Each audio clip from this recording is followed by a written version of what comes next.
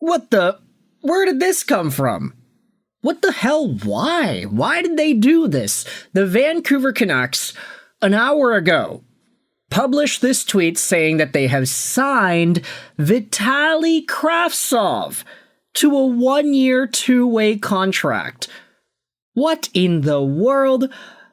Okay, so we delayed this video for a little bit because I had to make the video about Mason McTavish, and also, there was a guy outside my apartment. Big shout out over to him. He cleaned up the space with his leaf blower because, there are a lot of leaves falling around this time of the year.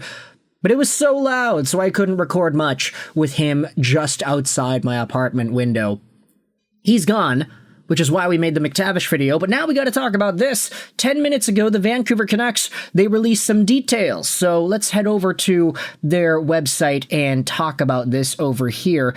I'm gonna be reacting to this live as you are at the same time. Wow, there's a lot of information here. Okay. So, Canucks Communications earlier this afternoon published this piece on their website. The Canucks agreed to terms with Vitali Kravtsov on a 1-year, 2-way contract. Vitali had a strong season in the KHL and was an impact player for his team, said Alvin. In his 2 seasons in Russia, he has worked hard on his game, and we look forward to seeing where Vitali is when he comes to training camp in Penticton. Okay, so he is heading over to Vancouver, and he will be trying to fight for a spot. Is this the Andrei Kuzmenko replacement? Who really knows? But scrolling down over here, Kravtsov, 25. Okay, wait, all this stuff, we can just go out there and look at elite prospects to see it instead. Let's just go out there and do that, shall we? Vitali Kravtsov had himself a very intriguing campaign for the Tractor Chelyabinsk in the KHL. 25 years old, 6'2", 187, a former 9th overall pick by the Rangers in the 2018 draft.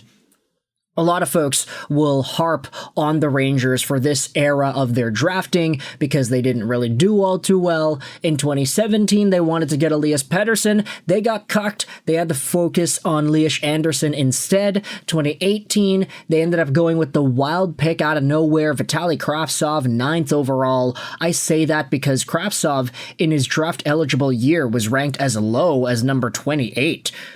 I mean, the Rangers took him over Evan Bouchard and Noah Dobson, plus other guys. So there was definitely an interesting way to view this draft pick back in 2018. Literally, Bouchard and Dobson went in 2 out of the 3 next picks after Kravtsov. Even Joel Farabee would have been a much better pick for the Rangers over there. But Kravtsov was taken just 2 picks after Quinn Hughes, 1 pick out of Adam Boqvist, and he was a top 10 guy back in 2018.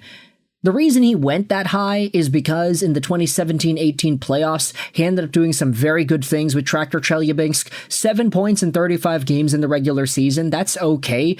But 11 points in 16 games in the postseason. Really, that's what the Rangers were looking at. They said, oh wow, this guy was so productive in the playoffs. Let's take him 15 picks ahead of where he's supposed to go in the draft and call it a day.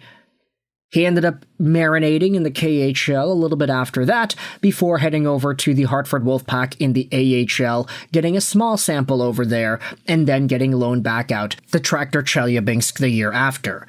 He played 20 games with the New York Rangers in 2020-2021. He had 4 points. Not great. He went back to Tractor for another season, getting 13 points in 19 games over there, before going back to New York in 22-23.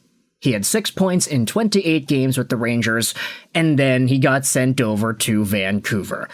How did he go to Vancouver again? What was the transaction? Yes, he was traded. And if we take a look at the trade details, back in the day, it was Kravtsov for William Lockwood and a 7th round pick.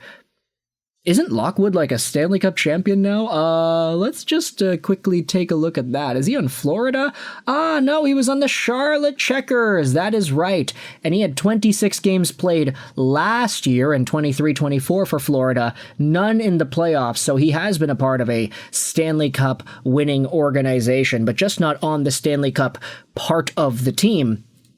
Anyways, going back over to Vitali Kravtsov, he yeeted away from Vancouver after 23. He only had 2 points in 16 games, really wasn't looking all too good. Went back to Tractor and finally started getting back up there in point production. 34 points in 55 games in 23-24, 58 points in 66 games in 24-25, with 7 points in 19 games in the playoffs.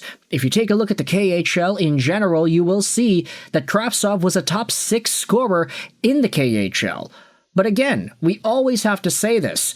Just because you're a top scorer in the KHL does not guarantee squat in terms of NHL projectability. Josh Levo was the most productive KHL guy this year. He had 49 goals in 62 games. He broke the record for the most goals in one KHL season, I'm pretty sure, with his 49. And this guy wasn't really the most productive NHL player. Let's just say that. Levo was great. I mean, he was a good Vancouver Canuck, but he was not nearly as dominant as he was here in the NHL. And you can say the same thing about most of these other dudes. Sheldon Rempal, former BCHL legend. Trevor Murphy was not going to be this good in the NHL.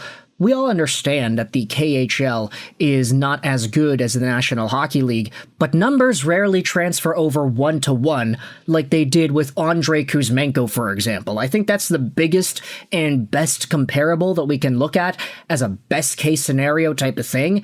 Mostly because Kuzmenko was so old when he went over to the NHL that he provides a pretty big beacon of hope if you're trying to look at Vitali Kravtsov and say, oh yeah, that guy can potentially be as good. But still, at the same time, you have to recognize that Andrei Kuzmenko was over a point per game in his final season in the KHL. Kravtsov was under. Kuzmenko, then, in 26 years old, went over to Vancouver and had a 74-point in 81-game campaign, which Kravtsov is going to hopefully try to replicate. I have very, very low hopes that he's going to be able to do that, but still, we will see. We will see. A lot of Canucks fans' response to this transaction over here is kind of funny, because all these people are saying, again? Really? Like they got him again?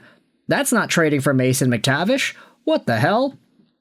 Bench Rates has a very, very interesting reply here. Of course, Kravtsov was even better than Shabanov in some moments, but Vitali is a very specific player. Let's see.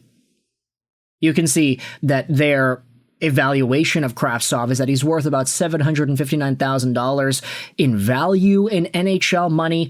In KHL percentages, he was one of the top players, which makes sense considering his point production. But it does seem like he did have a very good explosion of skill and projectability in the most recent season. I have no idea how this is going to translate into the National Hockey League. I mean, Bench Rate says that Kravtsov was an MVP-tiered player in the Continental Hockey League this most recent season, so we'll see if that actually does amount to anything in Vancouver. I'm very skeptical.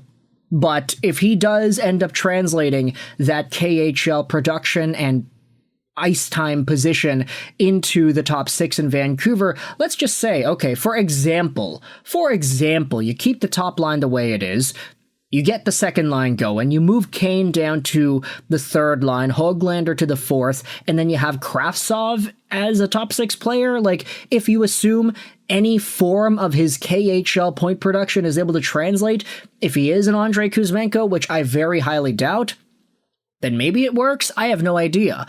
The reason I'm hesitant to put Kravtsov in the bottom 6 is because we've seen it with these Russian dudes that score points at the KHL level. They almost never succeed when you toss them into the bottom of a lineup. You need to give them middle to top 6 minutes, and then they actually start providing value. So for Vancouver, I have no idea if they really plan to do something like that with Vitali Kravtsov. Maybe it is more of a wait-and-see type of thing. But for now, let me know your thoughts in the comment section below about Vitali Kravtsov heading back over to the Vancouver Canucks and how you feel about this transaction here. This could be a total nothing signing, a nothing burger of Vancouver Canucks info and a contract spot being taken up here.